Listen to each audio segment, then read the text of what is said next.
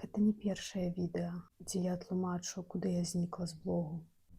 Пра летнія справы і пераезд я ўжо распавядала. Сёння я хачу сказаць пра іншае. Нават калі ў цябе ўсё зразумела, з псіхалогіяй, межамі і самапатрымкай, сілы могуць проста скончыцца. У мяне летам было шмат справаў, шмат павінна, і амаль не засталося нічога для сябе.